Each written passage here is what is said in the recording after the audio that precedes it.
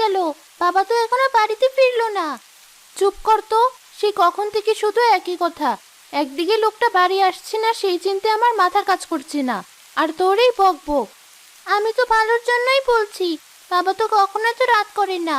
তার উপর বাইরে যে বৃষ্টি হচ্ছে, ঘরে চাল দিয়েও তো পানি পড়ছে।